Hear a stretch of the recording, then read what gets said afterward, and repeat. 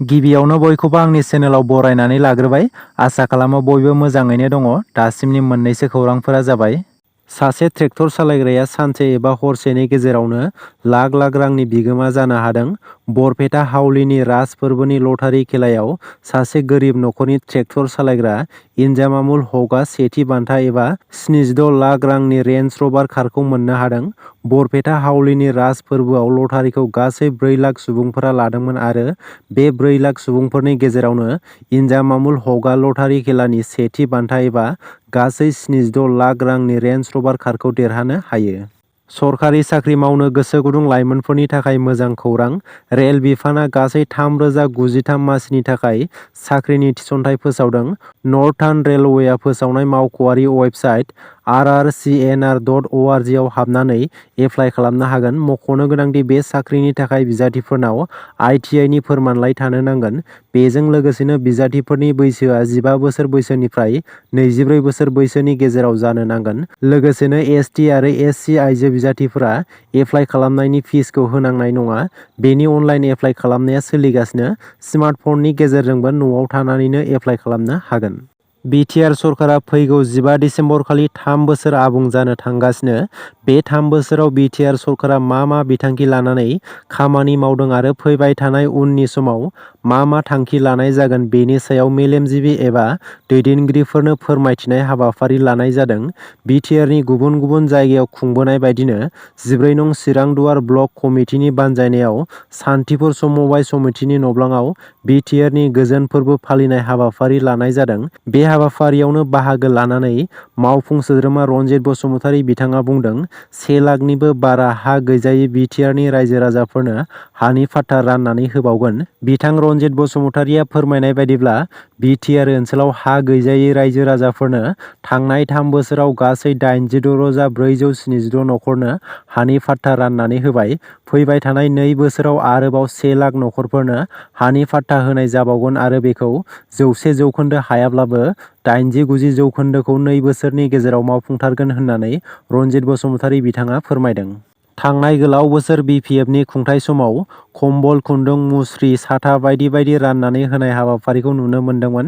नाथाय प्रमद बर'नि दैदेननाय BTR सरकारा बैफोरबायदि रानना होनाय हाबाफारिखौ नागारनानै दिनैनि सानाव फिसा फिसा मावबिथांखि सोरजिना रायजो राजाफोरनि जौगाथाय खामानि मावनो आखायाव लाबोगासिनो दं होननानै बैफोर बाथ्राखौ बुंदों BTRनि लेङाइ गाहाय मावफुं सोद्रोमा गबिन्द बसुमतारी बिथाङा।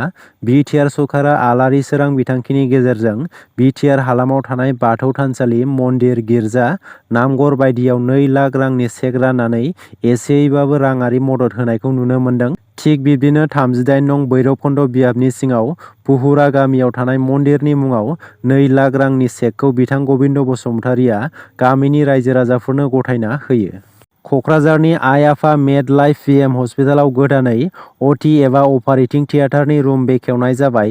बोहैथि बोसोर 2023 नि मे दानाव रजनिकान्त महिलारीआ गावनि आंगो बिमा रुंसारि बुधबारी महिलारी आरो बिफा रुंसारि महेश रन्जन महिलारीनि मुङाव कक्राझार सहरनि गांजेमा बाजाराव आइ आफा मेड लाइफ PM हस्पिटालखौ जागायदोंमोनब्लाबो बेयाव अपारेटिं थियेटारनि खाबु गैयामोन।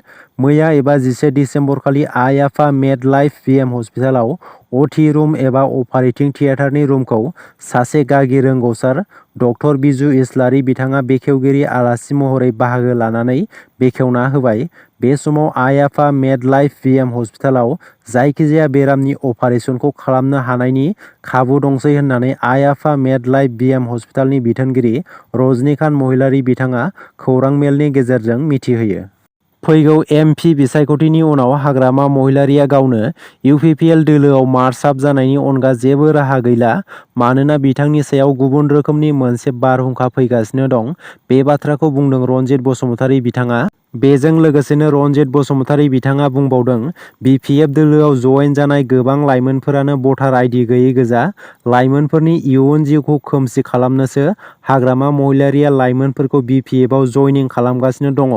जेब्ला दैबानायाव गबनानै सासे मानसिया थैहां समाव मेथ'खा रोदायाव हमथानानै गावनि जिउखौ रैखा खालामनो नाजायो, थिग बिब्दिनो हाग्रामा महिलारीआबो भटार ID गैयै फरायसाफोरखौ BPF हान्जायाव जयेन जाहोनानै फरायफुबाय थानाय लाइमोनफोरनि इयुन जिउखौ खोमसि खालामनानै होनाय जादों होननानै बैफोर गोख्रों बाथ्राफोरखौ रनजित बसुमतारी बिथाङा बुंदों।